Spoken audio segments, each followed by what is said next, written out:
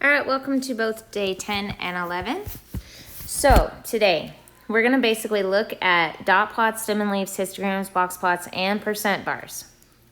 So we're actually doing this together.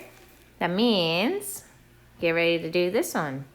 So what I'm going to do first is I'm going to actually look for my 800 to 899.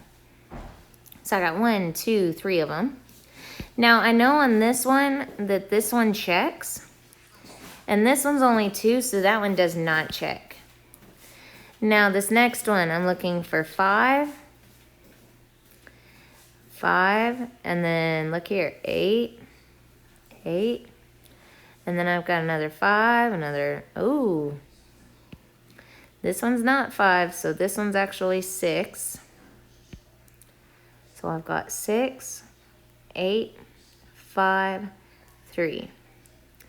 And it looks like my last one's also a 3 on this one. So this one I had 2, 5, 8, 5, and looks like that one's 3. So the next one I really want to check is this set, just to make sure I didn't make a mistake, because everything else looks like it's pretty much the same except for those two. So I'm looking for the 1100 to 1199 range. I'm going to go ahead and change my color.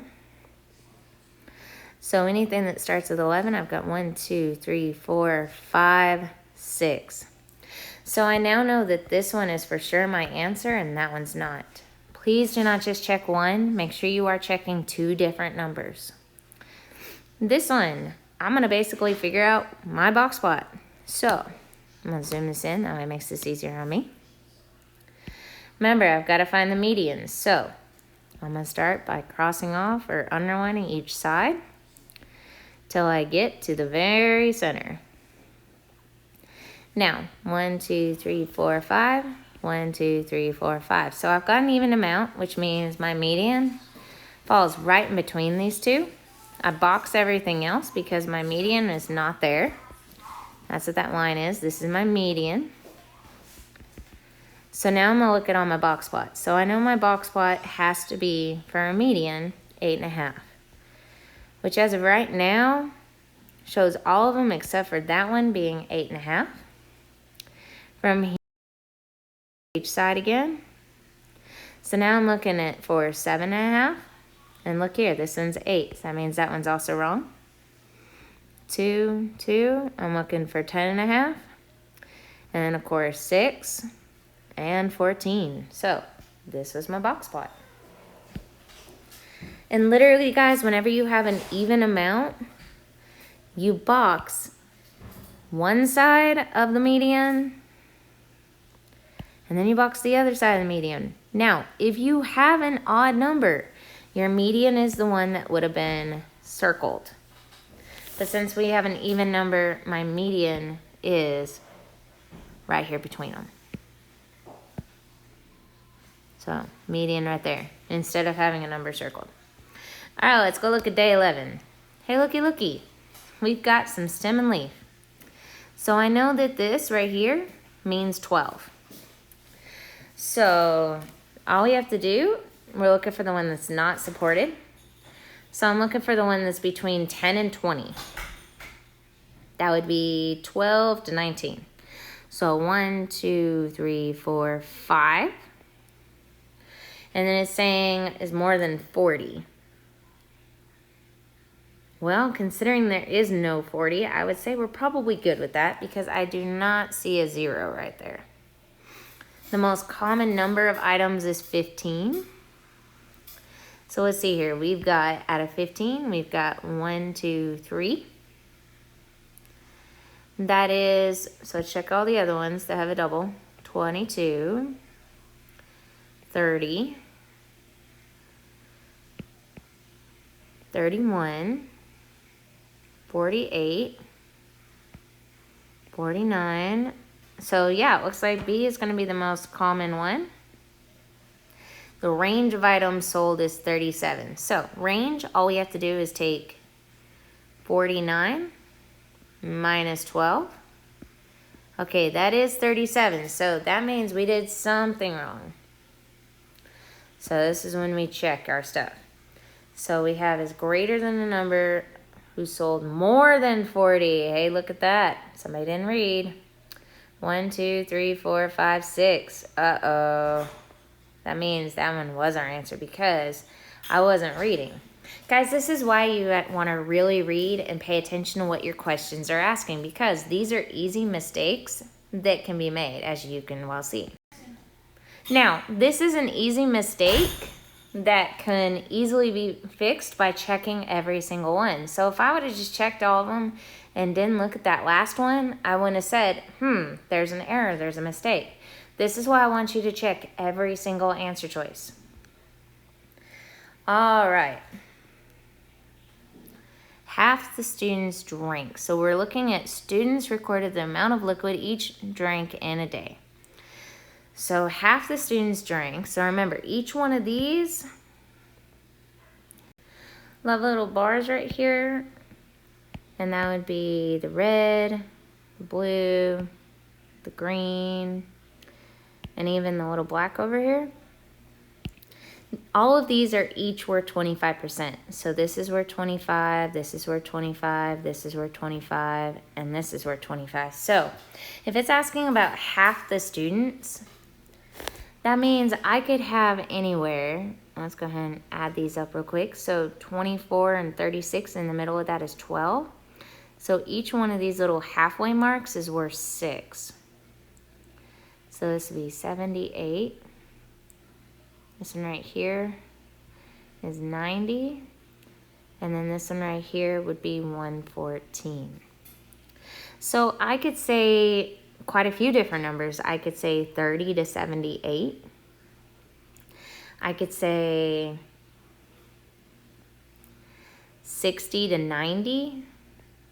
I could also say 90 to 114, because each one of these sections is worth 25%. So I could take the first 25%, which would be what's in red, or first 50%, which is black. My second 50%, which is in red, or I could even do my last 50%, which is in blue. So black, red, and blue. I mean, it's not really a great, clear ask point. So this is when you basically just take all three. I'm not sure why that's there. All right, so the last one's actually a graph that's showing all the percentages. So first thing I want to do is I want to make sure I understand all these. So this would be 45%. I know right here I've got 15%. Right here I've got 30%. And right here I've got 10%. So now that I know this, now I can actually answer questions.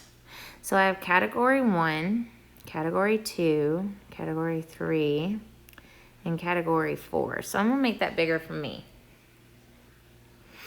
And it's saying employees who have retired are placed in different benefit categories. The graph shows the percentages of the retired employees in different benefit categories, which seems kind of redundant. That means they're repeating it for no reason. Which statement is supported by the data in the graph? So we have retired employees, we have percentages, and then we have our benefits category. So it says more than half the employees are in category 1. So half would be 50%, which 45 is not more than 50. Okay, the number of employees in category 1, 45, is 3 times the amount in category 2. So divided by 3, that does equal 15. That means that does work, because 15 times 3 would be 45. So this would be a maybe. The number of employees in category 2 or category 3 is greater than the employees in category 1. So we're saying 2 plus 3, that works, is greater than 1. Now let's find out. So 15 plus 30, is that greater than 45? So that one, the answer is no, because that's equal. The number of employees in category 2 is, I'm actually going to write that as a Roman numeral. So divided by 2 equals category 3. So 15 divided by 2 does not equal 30. So that means that one did not work and that one did. All right, so basically from here, you're gonna go ahead and do the percent bar graphs. Remember that all you have to do on these is figure out which one is percentage. Pay attention to, like here, you're gonna actually have to play around with some percentages and see what could equal up to 100%. So you'll wanna add these together. So like this one would be 42 plus 18 would be 60. 4 and 4 would be 8, that'd be 20. So that means if these are like 18 out of 60, what would the percent be? Would it be 30%? If yes, then check your next one. Don't just stop there, but make sure you are totaling these before you move on. Dot plots, peak. It's just a very fancy way of saying highest. Range, remember, high, minus, low. Inner quartile range, you're gonna have to make a box plot.